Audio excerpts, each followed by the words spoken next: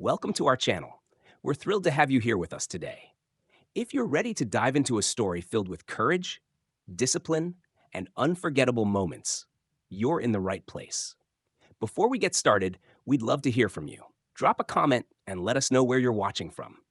And don't forget to subscribe to the channel, because tomorrow at the same time, we'll be bringing you another incredible story that you won't want to miss. So sit back, relax, and enjoy the journey. A royal guard faces a thug with a pipe. This is what happens next. James Middleton, a 30-year-old royal guard, stood immovable at his post outside Buckingham Palace.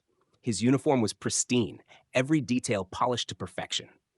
The crimson tunic, the shiny brass buttons, and the iconic bearskin hat were symbols of tradition. But to anyone who knew him, James was more than just a ceremonial figure. He had served 3 tours of duty in Afghanistan, and his service had molded him into something far more than a soldier in uniform. His years of combat experience were evident in every perfectly executed movement. His stance impeccable, his eyes fixed forward, his mind sharp. For the past 6 hours, James had stood at his post, the afternoon sun casting long shadows across the courtyard. Tourists gathered around, admiring the iconic sight of the royal guard on duty. But to them, James was merely a figurehead, an immovable statue meant to impress, to entertain. They couldn't see the soldier beneath the ceremonial facade. But for James, this was more than just a show. It was a symbol of duty, a representation of something far larger than himself. The peace of the moment was shattered when a group of 5 young men appeared around the corner. Their voices carried the unmistakable sound of aggression, their body language full of bravado. The leader, a muscular man named Marcus Fletcher, was in his late 20s. With a jagged scar running down his cheek and a look of disdain in his eyes, Marcus approached James, carrying a metal pipe that he tapped rhythmically against his palm. The group stopped just in front of James, their eyes narrowing as they took in the sight of the royal guard standing motionless, as if he were made of stone. "Look at this, lads," Marcus sneered. "Another one of the Queen's toy soldiers." He gestured toward James with the metal pipe, the weapon gleaming in the sunlight as he swung it casually. His tone was thick with contempt. "Standing here all day, doing nothing. What a joke." James didn't flinch. He didn't even blink. His posture remained perfect, his gaze unbroken. Marcus Fletcher was no stranger to trouble. A 27-year-old with a scar that ran across his cheek, he had spent most of his life making people fear him. His presence alone carried an air of danger, his muscular build intimidating as he strode toward the royal guard. He was with a group of friends, and together they approached the immovable figure of James Middleton, the 30-year-old royal guard standing at his post outside Buckingham Palace. Marcus's eyes locked onto Middleton's perfect, still figure, and a malicious grin spread across his face. "Look at this, lads," he sneered, his voice dripping with contempt. "Another one of the Queen's little toy soldiers." His tone was mocking as he tapped the metal pipe he carried against his palm. It gleamed in the sunlight, a clear sign of the violence he intended to provoke.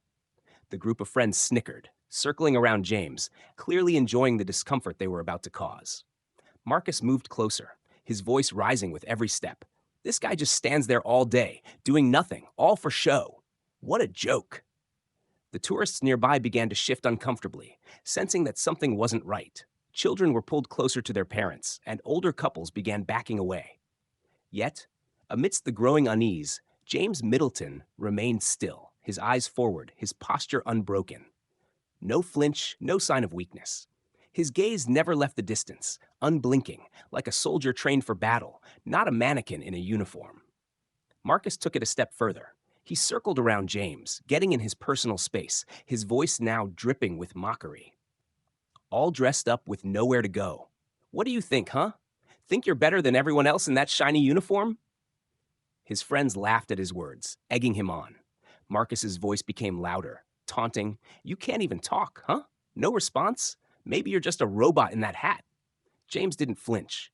His mind was sharp, his military training kicking in, anticipating every move Marcus made. The royal guard didn't react to threats. He neutralized them. But Marcus didn't know that yet. His words became more aggressive, the pipe tapping harder against his thigh. His friends were enjoying the scene, egging Marcus on, waiting for a reaction. But for James, the tension in the air was palpable. Marcus Fletcher was relentless. He'd circled James Middleton like a predator sizing up its prey, taunting him with every step. His group of friends stood back, watching with eager anticipation, egging Marcus on. The crowd, once relaxed, had slowly backed away, sensing that this was no ordinary interaction. The tourists' casual gazes shifted to one of concern, and a hushed murmur spread through the onlookers. Marcus grinned as he leaned in close to James, his breath fogging up the guard's polished brass buttons. The metal pipe was now a weapon of intimidation, swinging menacingly at his side. He wasn't done yet. He wasn't going to stop until he broke this guard. "You think that uniform makes you special?" Marcus spat, his voice dripping with venom. "It doesn't make you better than anyone else here, you know. You're just a man hiding behind a costume." Every insult Marcus hurled was designed to provoke, to crack the impenetrable discipline James had built through years of service. But James remained unmoved, a stone wall of discipline. His expression was unchanged, his body rigid, but to anyone paying close attention, like the veteran who stood nearby, you could see the slightest tightening of his grip on the ceremonial rifle, the subtle shift in his weight. James wasn't just standing there. He was waiting, assessing. He was preparing. The crowd was still retreating, many reaching for their phones to record what felt like an escalating confrontation. The tension was thick, and it was only growing. The insults, now harsher, began to target something deeper. James's honor, his service. "What about respect for us regular folks?" Marcus growled. "You stand here all day, pretending to protect something that doesn't even matter." James's eyes flickered for a moment, but only for a second. That single, fleeting movement spoke volumes to anyone who recognized it. The calm before the storm. His years of combat experience told him that this wasn't the time for force. Not yet. Marcus, growing more agitated with each passing second, swung the pipe in an arc, the gleaming metal cutting through the air. James didn't move. His resolve was as unshakable as ever, and that in itself was more terrifying to Marcus than anything else. He was losing control, losing the power he thought he held in this situation, and it was only a matter of time before it would all explode. Marcus Fletcher's frustration reached its boiling point. The insults, the taunts, the threats, none of it had broken James Middleton. The Royal Guard remained a silent figure of discipline, untouched by the verbal barrage. But Marcus wasn't about to back down. He had already pushed every button he could, and now with an angry sneer, he made his move. He raised the pipe high, aiming for James's ribs. This time, there would be no more taunting. He wanted to see the guard react, wanted to watch him fall.